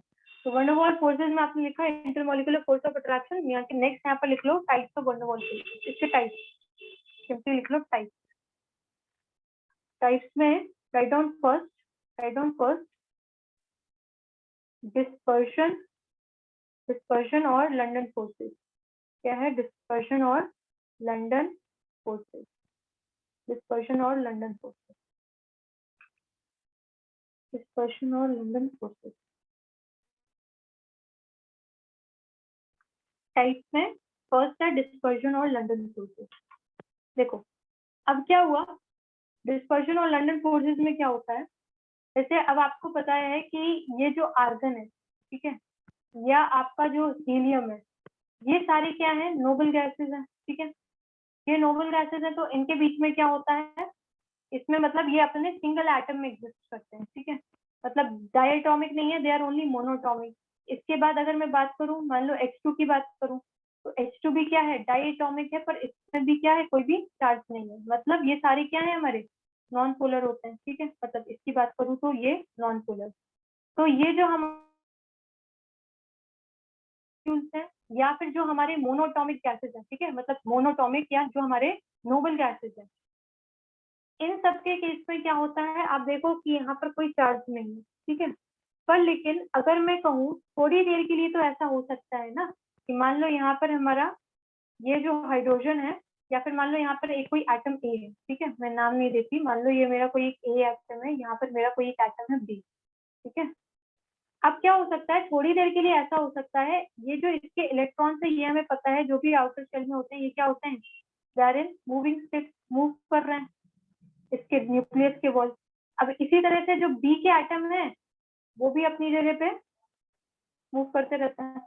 अब क्या है, अगर ए एटम और बी एटम थोड़े पास पास रखे हुए, ठीक है, ए एटम और बी एटम क्या है थोड़े पास में रखे, अब ऐसा हो सकता है कि ये जो इलेक्ट्रॉन्स रिवॉल्व कर रहे थे इसके अबाउट, अब ऐसा हो सकता है कि थोड़े टाइम पे ऐसा हो कि भाई यूनिफॉर्म ना हो ये डिस्ट्रीब्यूशन, हो सकता है इलेक्ट्रॉन इलेक्ट्रॉन इलेक्ट्रॉन इस साइड ज्यादा इकट्ठे हो जाए। ठीक है, कंपैरेटिवली टू दिस साइड, हो सकता है मतलब किसी एक छोटे से माइक्रो सेकेंड के लिए या एक मिली सेकेंड के लिए, थोड़ी एक सेकेंड के लिए ऐसा हो सकता है कि ये जो इलेक्ट्रॉन्स हैं ये क्या हो, मतलब ये जो चार्ज है इलेक्ट्रॉन्स का, ये जो इलेक्ट्रॉन्स है ये यूनिफॉर्म डिस्ट्रीब्यूटेड ना हो बाहर, ऐसा हो सकता है ना।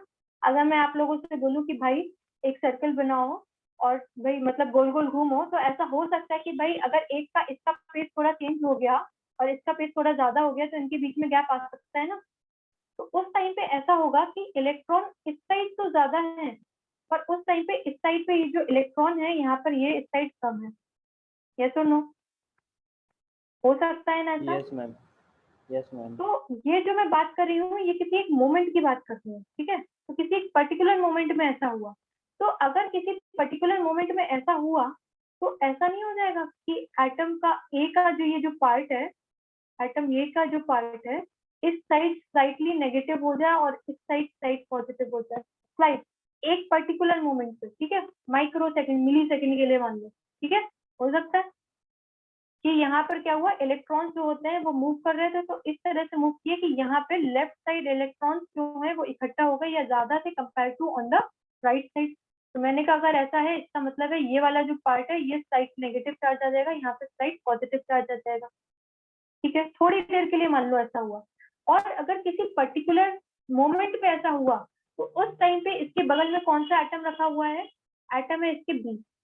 तो ये जो बी एटम है इसका क्या होगा, ये जो पॉजिटिव चार्ज है ये क्या करेगा, नेगेटिव को अपनी साइड अट्रैक्ट करेगा, तो वो क्या करेगा बी के इलेक्ट्रॉन्स को कहेगा अपनी तरफ अट्रैक्ट करने के लिए, और मतलब ये बी का कॉन्फ़िगरेशन कुछ चेंज करना चाहेगा, मतलब ये कहेगा कि बी के जो इलेक्ट्रॉन्स हैं वो क्या हो, वो ए के टुवर्ड्स अट्रैक्ट हो जाए।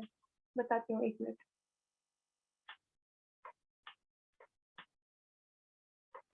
यहाँ पर ये हो सकता है कि ये जो हमारे बी के इलेक्ट्रॉन्स हैं वो क्या होंगे, ए के टुवर्ड्स अट्रैक्ट हो, क्योंकि ये जो स्लाइट पॉजिटिव चार्ज हमें यहाँ पर मिला वो क्या करेगा, वो यही चाहेगा। तो यहाँ पर ये जो बी है, इस बी का कुछ इस तरह से चेंज होगा। यहाँ पर क्या होगा, यहाँ पर आएगा स्लाइट नेगेटिव चार्ज, यहाँ पर आएगा स्लाइट पॉजिटिव चार्ज। मतलब बी में नॉर्मल एक्टिविटी हो रही थी, पर क्या हुआ कि ये जो ए में जो एक्टिविटी हुई कि जो किसी पर्टिकुलर मोमेंट पे इसके जो इलेक्ट्रॉन्स हैं वो इस तरह से मूव कर रहे थे कि किसी पर्टिकुलर टाइम पे लेफ्ट साइड पे चार्ज डेंसिटी बढ़ गई और राइट साइड कम हो गई। तो यहाँ पे लेफ्ट में क्या आया, स्लाइट नेगेटिव चार्ज, और राइट में क्या आया, स्लाइट पॉजिटिव चार्ज। तो ये पॉजिटिव चार्ज क्या करेगा, ये बी वाले के इलेक्ट्रॉन्स को अपनी तरफ पुल करेगा। उसकी वजह से बी में क्या हुआ, बी में भी इस तरह से कुछ चेंज आया, electron density left side shift हो गई, और यहाँ पर राइट साइड क्या हो गया, राइट साइड हो गया हमारा पॉजिटिव चार्ज। ठीक है, राइट साइड हो गया हमारा पॉजिटिव चार्ज। ये बात मेरी समझ में आई। तो ये तो ऑलरेडी एक इंस्टेंटेनियस एक डाइपोल बना। डाइपोल हमने पढ़ा था, डाइपोल क्या होता है, जब हमारे यहाँ पर चार्ज आ जाते हैं इस तरह से, slight negative slight positive charge, partial charge आए, तो यहाँ पर किसी पर्टिकुलर इंस्टेंट पे आए, तो इस तरह को हम लोग डाइपोल को क्या कहेंगे, इंस्टेंटेनियस डाइपोल। क्या है ये, इंस्टेंटेनियस डाइपोल। और ये इंस्टेंटेनियस डाइपोल ने क्या किया, इस बी एटम के अंदर भी एक डाइपोल क्या किया, इंड्यूस किया। क्या किया, डाइपोल इंड्यूस किया। तो इसको हम लोग क्या कहते हैं, इसको हम लोग कहते हैं इंड्यूस्ड इंस्टेंटेनियस डाइपोल। क्या है ये, इंड्यूस्ड इंस्टेंटेनियस डाइपोल। एक मिनट ना, बहुत हॉटस्पॉट हो गया इस साइड में। तो यहाँ पर क्या हुआ, यहाँ पर एक ऐसी चीज हुई कि ए के इलेक्ट्रॉनिक कॉन्फ़िगरेशन थोड़ी देर के लिए चेंज हुआ, मतलब इलेक्ट्रॉन का जो डेंसिटी हुआ उसमें कुछ डिफरेंस आया, तो वहां पर क्या हुआ, इंस्टेंटेनियस डाइपोल बना। और ये इंस्टेंटेनियस डाइपोल ने क्या किया, बी के अंदर एक इंड्यूस किया एक डाइपोल को, जिसको हम लोग ने कहा इंड्यूस इंस्टेंटेनियस डाइपोल। ठीक है, तो अब इसकी वजह से जो भी हुआ ये, तो मैं यहाँ पे इन शॉर्ट ये कह सकती हूँ, ए और बी एटम के बीच में कुछ अट्रैक्टिव फोर्सेस क्रिएट हुए क्या, हुए ना यार। ये देखो ना, ये पॉजिटिव चार्ज आया, यहाँ देखो ये नेगेटिव चार्ज आया, तो इनके बीच में ये जो अट्रैक्टिव फोर्स क्रिएट हुए, इसको हम लोग ने कहा इंटरमॉलिक्यूलर फोर्स ऑफ अट्रैक्शन। और ये जो फोर्सेज हैं, इस तरह का अगर किसी नॉन पोलर मॉलिक्यूल में होता है तो हम लोग उसको क्या कहते हैं, उसको हम लोग कहते हैं लंडन फोर्स, या इसका ही दूसरा नाम क्या है, डिस्पर्शन फोर्स। इंटरमॉलिक्यूलर फोर्स का ये पहला वाला पार्ट समझ में आया, विंड वॉल फोर्स का, कि लंडन फोर्स या डिस्पर्शन फोर्स क्या होते हैं। Yes ma'am. ठीक है, अभी एक काम करो, ये वाला पार्ट अगर समझ में आया तो सबसे पहले लिखो डिस्पर्जन। मेरा यहाँ पर एक छोटे से कनेक्टिविटी गया, डिस्पर्जन फोर्सेस के लिए लिखो डिस्पर्जन फोर्सेस क्या होते हैं। अच्छा, तो अगर मैं आपसे बोलूं ये जो डिस्पर्जन फोर्सेस या लंडन फोर्सेस हैं, ये पोलर मॉलिक्यूल्स में हमने देखे कि नॉन पोलर में देखे, पोलर में हुआ या नॉन पोलर में हुआ, तो ये कौन बताएगा, जल्दी से बता दो। पोलर। पोलर, सही बोला आपने, पोलर। पोलर सही बोला, क्या ट्विशन है, मैम नॉन पोलर नहीं होना चाहिए क्योंकि हाँ नॉन पोलर होगा। देखो गलती नहीं करना है, यहाँ पर क्या हो रहा है, जो मॉलिक्यूल है वो नॉन पोलर है, ठीक है, वो पोलर नहीं है, मॉलिक्यूल नॉन पोलर है। हाइड्रोजन हाइड्रोजन या आर्गन लिया और हीलियम लिया, ठीक है, तो ये अपने नॉन पोलर है यार, सिंगल एटम में क्या क्या पता जाएगा। पर क्योंकि इसमें इलेक्ट्रॉन का डेंसिटी घूमते घूमते, मतलब इलेक्ट्रॉन का जो डेंसिटी था वो क्या हुआ, एक साइड शिफ्ट हो गया, घूमते घूमते किसी पर्टिकुलर मोमेंट पे ऐसा हुआ। तो जिस पर्टिकुलर मोमेंट पे ऐसा हुआ, उस टाइम पे यहाँ पर एक साइड नेगेटिव चार्ज आया और दूसरी साइड पॉजिटिव चार्ज आया। ठीक है, तो ये जो है गलती नहीं करना है, ये है हमारे नॉन पोलर के लिए। ठीक है, और पोलर के लिए जो होगा वो हम अभी आगे देखेंगे, नेक्स्ट जो इसके बाद फोर्स है। तो सबसे पहले इस फोर्स को लिख लो, लिखो एटम्स। एटम क्यों बोल रहे हैं, एटम मतलब यार वो किसी के साथ फॉर्म नहीं कर रहा ना बॉन्ड, एटम मतलब मोनोएटॉमिक, मतलब सिंगल एटम। तो atoms and non polar molecules atoms and non-polar molecules are electrically symmetrical.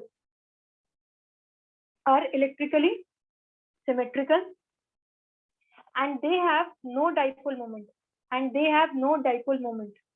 Dipole moment मैंने आपको बताया था, जो ये बताता है कि कितना ज्यादा चार्ज आएगा, कितना ज्यादा पोलराइजेशन होगा, ठीक है, पोलर कितना है ये बॉन्ड, वो किससे पता चलता है? डाइपोल मोमेंट से. तो atoms and non polar molecules are electrically symmetrical. They have no dipole moment,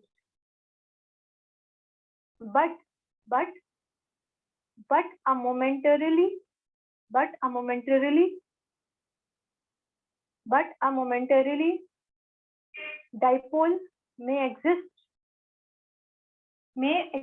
develop. But a momentarily dipole may develop in these atoms and molecules.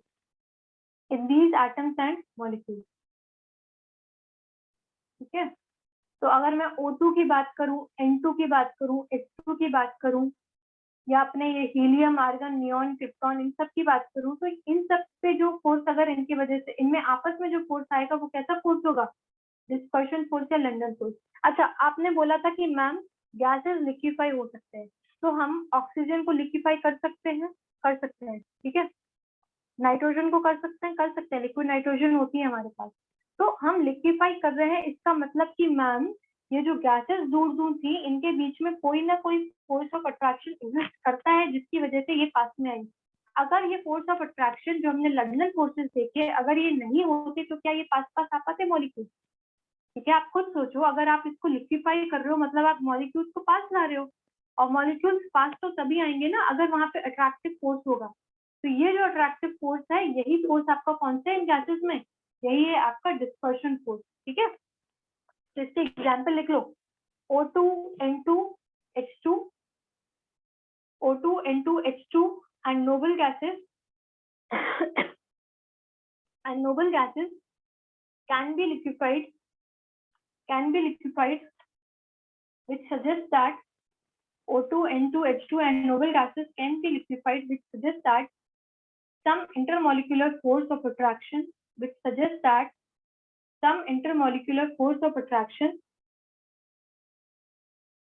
exists.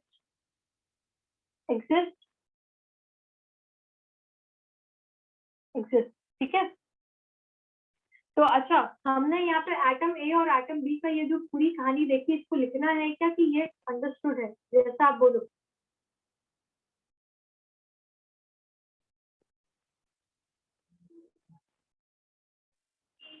Vinisha आप बताओ क्या करना है? विनिशा एक बताओ जल्दी से, जो कहानी यहाँ पर हमने समझी, यहाँ पर वो समझ में आई आप दोनों को? हाँ मैम. तो हाँ, मैम. लिखना है इसके बारे में. लिख लो, भूल जाओगे, लिख लो. अच्छा, लिख लो. Consider two atoms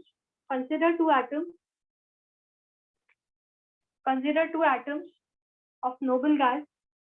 Consider two atoms of noble gas A and B. Consider two atoms of noble gas A and B very close to each other.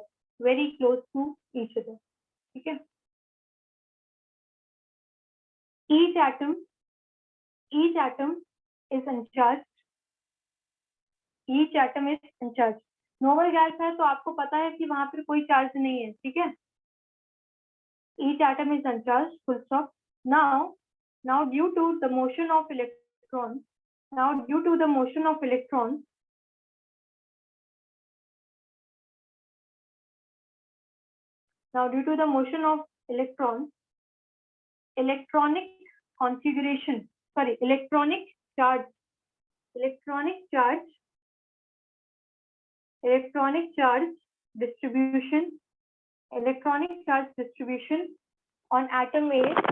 electronic charge distribution on atom A, becomes unsymmetrical. मतलब क्या हुआ? Electrons क्या हुआ? एक side shift हो गए. मतलब this results, full stop.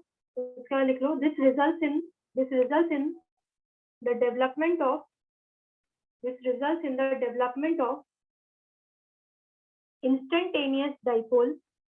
This results in the development of instantaneous dipole. Instantaneous dipole.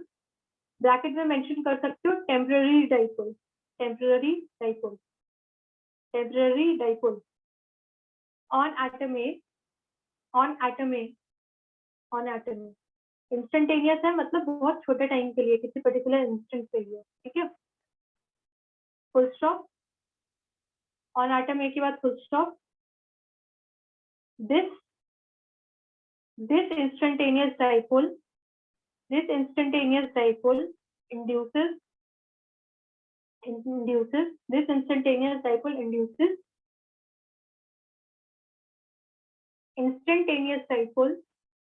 induces instantaneous dipole on atom B. Induces instantaneous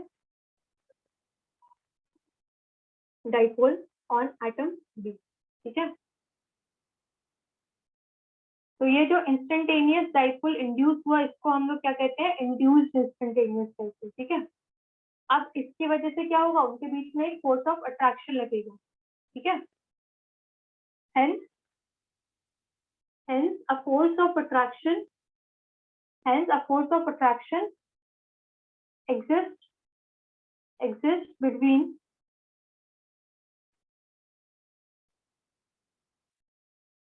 atom A and atom B. Hence, force of attraction exists between atom A and atom B due to these temporary dipoles.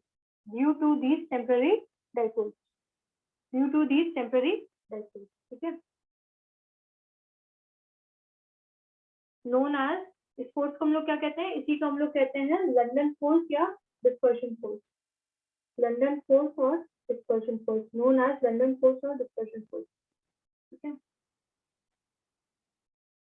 तो ये जो force था ना, वही कि ये हमारे एक साइंटिस्ट है, हमारे फिजिसिस्ट फ्रिट्ज लंदन करके का नाम था. तो उन्होंने इस फोर्स को क्या किया, प्रपोज किया कि ऐसा ऐसा होता है, या उन्होंने ऑब्जर्व किया.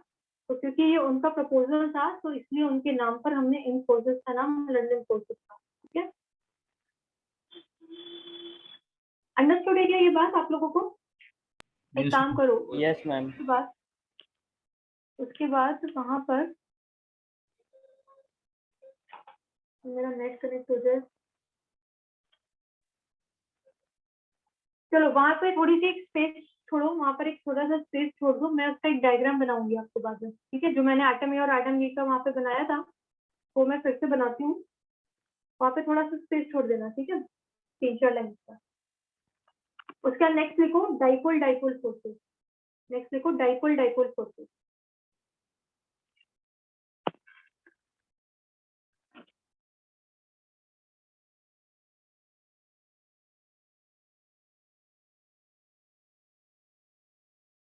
अब देखो डाइपोल फोर्सेस में क्या होता है.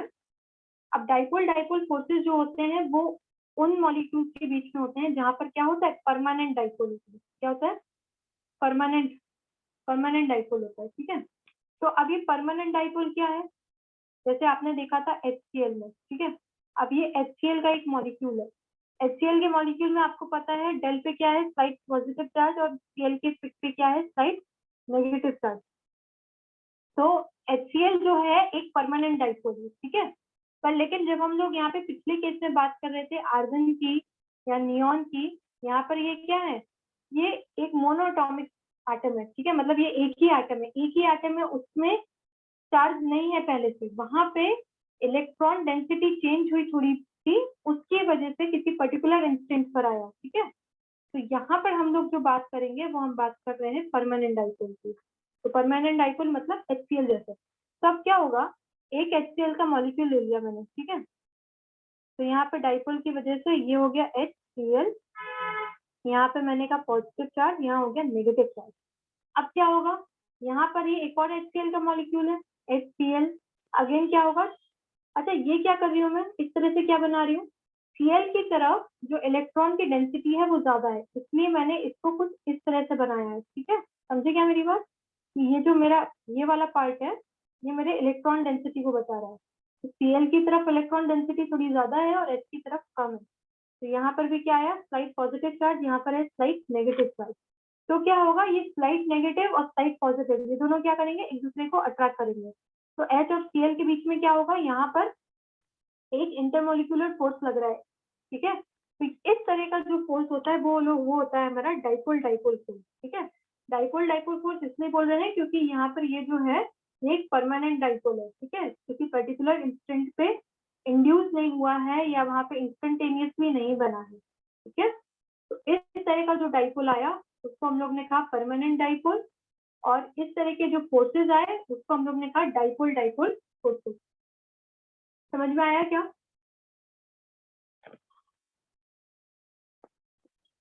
मैम एक बार प्लीज रिपीट कर दो ये। फिर से रिपीट कर देती हूँ मैं। ओहो भैया, मैंने बोला कि जैसे हमने देखा था कि हमारा ये HCl मॉलिक्यूल है, ठीक है। तो HCl में क्लोरीन अपनी टूवर्ड्स क्या करता है, इलेक्ट्रॉन को ज्यादा रखता है, मतलब उसकी इलेक्ट्रॉन की डेंसिटी बढ़ती है। तो थोड़ी देर के लिए जब वहां पे इलेक्ट्रॉन की डेंसिटी क्या होती है, वो इलेक्ट्रॉन को उसकी इलेक्ट्रोनेगेटिविटी क्या है, क्लोरीन की ज्यादा है। और अगर क्लोरीन की इलेक्ट्रोनेगेटिविटी ज्यादा है तो वो इलेक्ट्रॉन को अपनी तरफ खींचेगा, जिसकी वजह से इस पे आता है स्लाइट नेगेटिव चार्ज और H पे आता है स्लाइट पॉजिटिव चार्ज, ठीक है। तो अब इस तरह से HCl का ये जो मॉलिक्यूल बनता है हमारा, ये हमारा क्या होता है, पोलर कोवलेंट बॉन्ड या पोलर मॉलिक्यूल होता है। अब अगर दो पोलर मॉलिक्यूल्स के बीच में जो फोर्स ऑफ अट्रैक्शन लगता है, जो दो पोलर मॉलिक्यूल्स के बीच में फोर्स ऑफ अट्रैक्शन है, यही हमारा फोर्स ऑफ अट्रैक्शन को हम लोग क्या कहते हैं, डाइपोल डाइपोल फोर्स। कैसे आता है, मैंने एक HCl का मॉलिक्यूल लिया और यहाँ दूसरा HCl का मॉलिक्यूल लिया। अब इन दोनों के बीच में, क्योंकि ये जो Cl एटम है ये क्या है, नेगेटिव चार्ज, यहाँ पे ये जो H एटम है ये क्या है, पॉजिटिवली चार्ज। अब नेगेटिव चार्ज और पॉजिटिव चार्ज क्या करेगा, एक दूसरे को अट्रैक्ट करेगा। तो यहाँ पर क्या हुआ, यहाँ पर इन दोनों के बीच में फोर्स ऑफ अट्रैक्शन एग्जिस्ट करा, और इसी फोर्स ऑफ अट्रैक्शन को हम लोग क्या कहते हैं, वंडरवॉल फोर्स कहते हैं। और वंडरवॉल फोर्स का कौन सा फोर्स का टाइप है, ये है डाइपोल डाइपोल फोर्स, क्योंकि HCl में भी एक डाइपोल था और दूसरे HCl में भी एक डाइपोल था। ठीक है क्या, अभी समझ में आया जलस? Yes ma'am. बाकियों को, किसी और को कुछ पूछना है? नहीं मैम, समझ आ गया। समझ में आ गया ना? चलो जल्दी से लिखो डाइपोल डाइपोल फोर्सेस, लिखो dipole dipole forces. So this attacks between the molecules,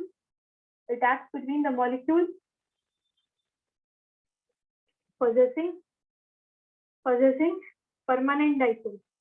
Attacks between the molecule possessing permanent dipole. और permanent dipole किसमें होता है, polar molecules में, और polar molecules. For example, HCl,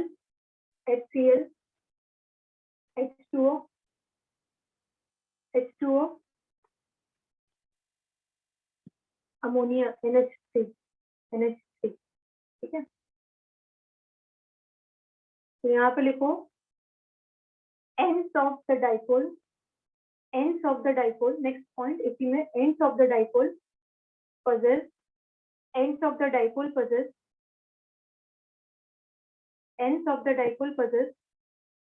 partial charge, ठीक है।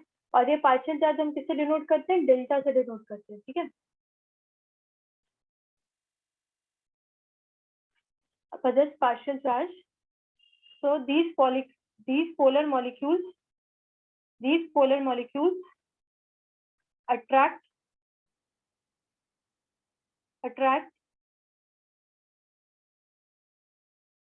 other polar molecules. These polar molecules attract other polar molecules because of this partial charge.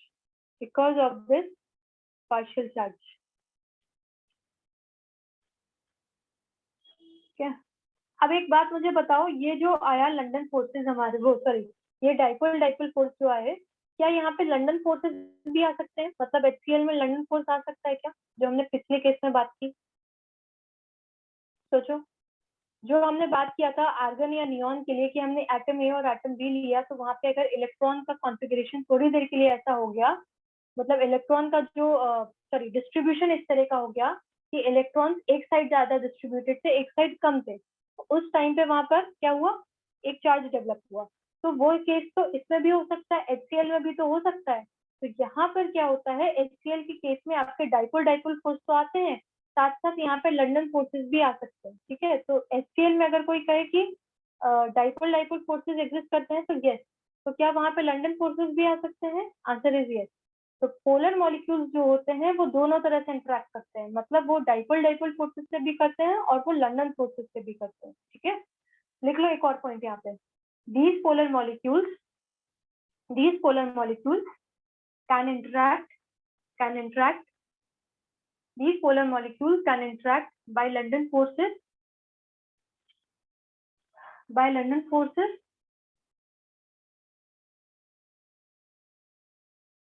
as well as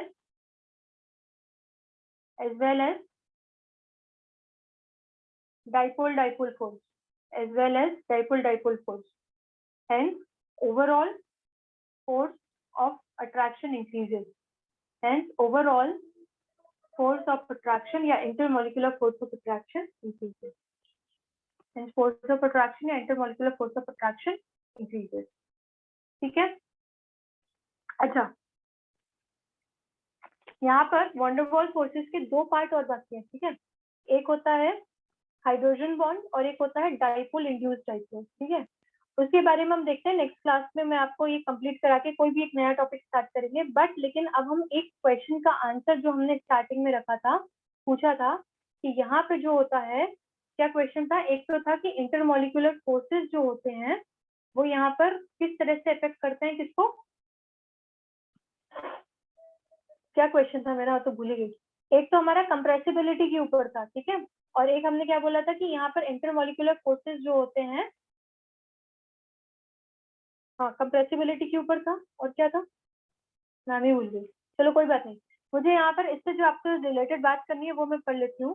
तो आपने देखा कि ये जो वंडरवॉल फोर्सेस होते हैं ये होते हैं इंटरमोलिकुलर फोर्सेस ऑफ अट्रैक्शन, ठीक है। तो ये क्या कर रहे हैं, मॉलिक्यूल्स को आपस में अट्रैक्ट कर रहे हैं, मतलब वो एक दूसरे के पास है। पर आप देखते हो कि आपके जो सॉलिड्स हैं या जो आपके लिक्विड्स हैं वो इजीली कंप्रेस नहीं होते। क्यों नहीं होते, क्योंकि रीजन इज दैट कि यहाँ पर जो आपने अभी तक देखा वो क्या है, वंडरवॉल फोर्सेस ऑफ अट्रैक्शन, मतलब ये फोर्सेस क्या कर रहे हैं, आपस में इन दोनों के, इन सारे मॉलिक्यूल्स को बांध के रख रहे हैं। और सॉलिड्स और लिक्विड्स में आपको ये भी पता है कि इनके बीच में जो स्पेस होता है मॉलिक्यूल्स के बीच में, ये कम होता है। अब आप क्या कर रहे हो, कंप्रेस कर रहे हो, मतलब आप क्या कर रहे हो, इसको और पास लाने की कोशिश कर रहे हो। तो अगर अब आप इसको और फर्दर कंप्रेस करोगे, ऑलरेडी जब वो बहुत पास है, अब आप और फर्दर पास लाना चाहो तो क्या होगा, वहां पे रिपल्शन होगा मॉलिक्यूल्स में। तो अगर रिपल्शन होगा तो क्या होगा, ये पास आएंगे कि आप दूर भागेंगे, क्योंकि रिपल्शन है मतलब ये एक दूसरे को दूर भागने के लिए कह रहा है। इसलिए ये रीजन है कि यहाँ पर ये जो मॉलिक्यूल्स होते हैं, जो सॉलिड या लिक्विड्स होते हैं, ये क्या करते हैं, ये इजीली हमारे कंप्रेसिबल नहीं है, ठीक है। क्वेश्चन याद आया, मैम ने एक कंप्रेसिबिलिटी की बात की थी और मुझे भी याद आ गया, मैंने दूसरी बात की थी लिक्विफेक्शन की, ठीक है, कि गैसेस क्यों लिक्विफाई कर सकते हैं और मतलब क्या रोल है इसमें थर्मल एनर्जी का, ठीक है। तो थर्मल एनर्जी का रोल और बाकी जो जो फोर्सेज है उनके बारे में हम नेक्स्ट क्लास में बात कर लेंगे। पर लेकिन क्या अब आपको कंप्रेसिबिलिटी वाली बात समझ में आई कि ये जो हमारे मॉलिक्यूल्स हैं सॉलिड्स और लिक्विड्स के, ये हमारे इजीली कंप्रेस क्यों नहीं होते हैं? द रीजन इज दैट कि यहाँ पर मैम ऑलरेडी वो लोग बहुत क्लोज है, ठीक है। यहाँ पर already intermolecular force of attraction exist कर रहा है and they are situated very close to each other. So now if we try to further compress or if we try to further bring these molecules closer, there will exist a force of repulsion between the molecules, which will not allow the molecules to compress or allow the molecules to come further closer, ठीक है। So that is the reason कि solids और liquids हमारे easily compressible नहीं है। Is that understood? Yes, ma'am. ठीक है, तो अभी हमारा लिक्विफैक्शन वाली एक बात बची है, वो हम नेक्स्ट क्लास में डिस्कस करेंगे और इसके दोनों फोर्सेस से। डाइपोल समझ में आया, नई चीज की आज आपके लिए?